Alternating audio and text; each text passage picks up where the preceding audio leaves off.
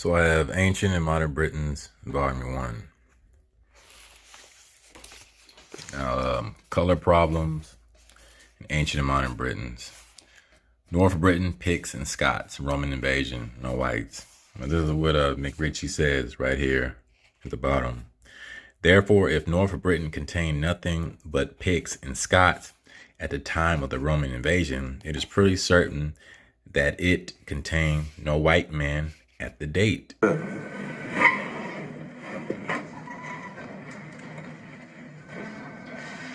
How's that? That's good. Yeah? Good.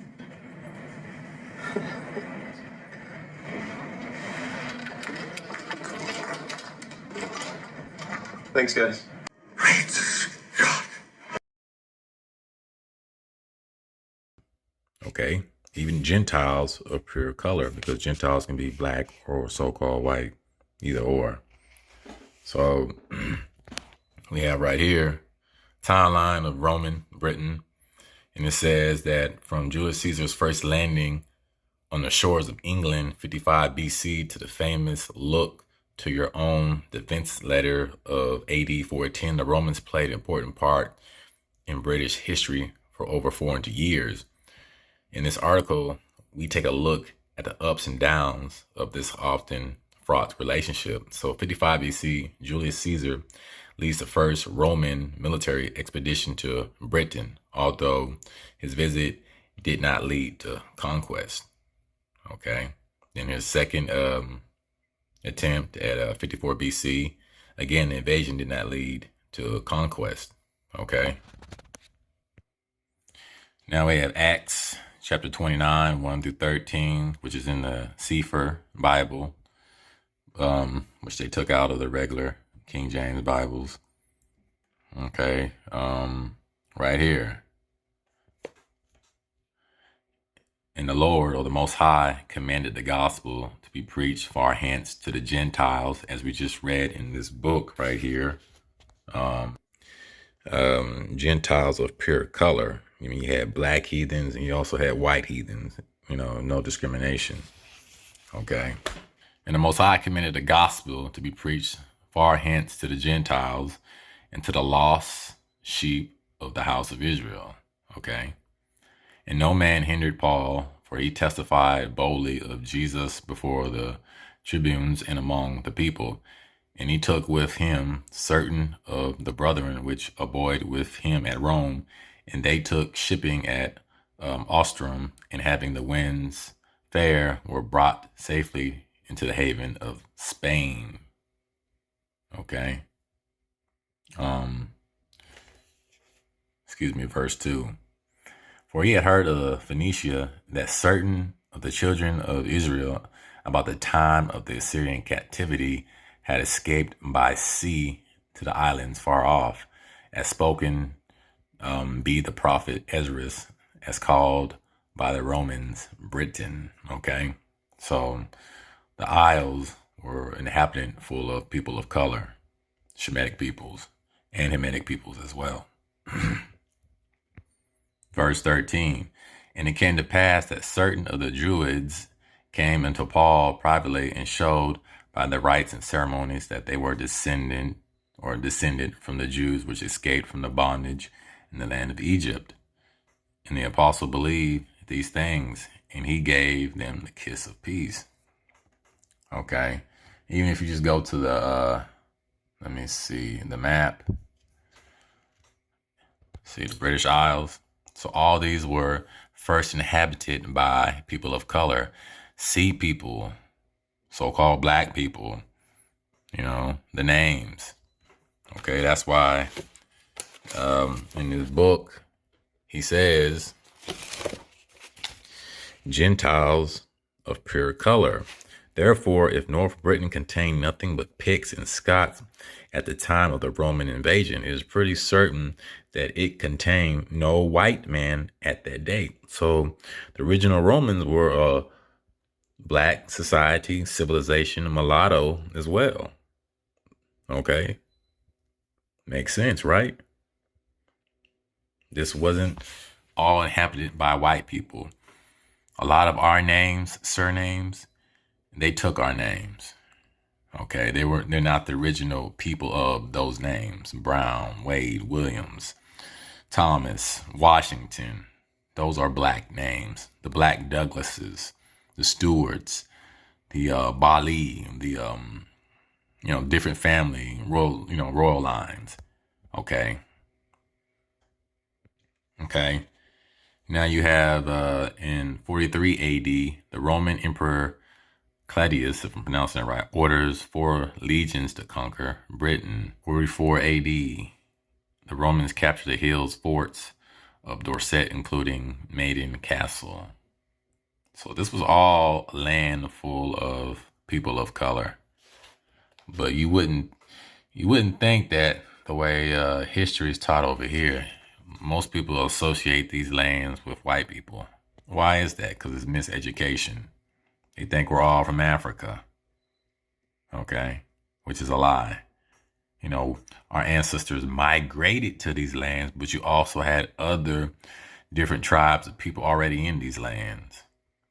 Okay. We have 100 Amazing Facts About the Negro with Complete Proof by J.A. Rogers. And we'll go to the arts. Right here. The Negro was the first artist. The oldest drawings and carvings yet discovered were executed by the Negro peoples over 15,000 years ago in southern France, northern Spain, Palestine, South Africa, and India. The drawings are on rocks and carvings on bones, basalt, and ivory. The oldest known representation of the human body is that of a Negro woman. It was carved by a Negro sculptor of the Grimadai, if I'm pronouncing that right, race from 10,000 to 15,000 years ago. So Earth's not a million years old. Okay, you can't date anything that far back. It is called the Venus of Willendorf, after the place in Austria where it was found, and is in the Vienna Museum. Here we're going to go to the proof. Fourth.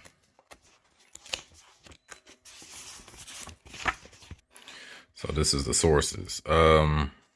History of Art, Volume 1, page 13, New York, 1931.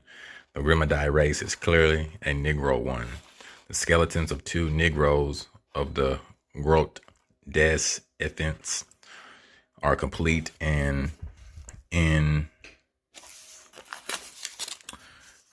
state of preservation, which permits the describing of their characteristics with a certitude. La Home Race et Customs, page 24 to 37, Paris, 1931. See, even they know. History Universelle speaks of Australia being inhabited by Negroes in the Paleolithic era, or Paleolithic age, Volume 1, page 55. You can look these books up. You can go to archive.org. You can get a lot of these books from the early 19th and 18th century. And so when we call in certain people Europeans, we got to be careful, who we call in original Europeans. Okay.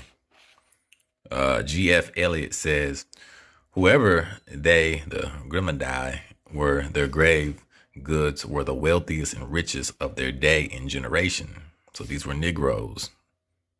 So they wasn't slaves, were they? Prehistoric Man and His Story, page 162. Drawings strikingly like those in the caverns of southern France, Spain, and Palestine have been found in South and East Africa. Interesting, right? The late Professor R.B. Dixon of Harvard University says that the presence of Negroes in the Paleolithic times has been universally admitted on the northern Mediterranean coast. It continued to be clearly discernible factor in the population of Western Russia until the Middle Ages. Racial History of Mankind, page 478, New York, 1923. Griffin Taylor says, next in order in Europe would seem to be the Negroid race, of which more evidence is accumulating every year. We may labeled the fourth stratum Negroid. These people must have been quite abundant in Europe towards the close of the Paleolithic era or age.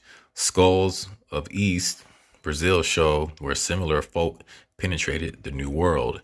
Environment and Race, page 222 through 3, London, 1927. Okay, so even they know.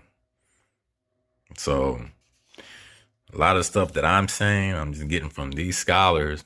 You can look up the books if they're still available, which are probably not. But, you know, we inhabit these lands first, not them.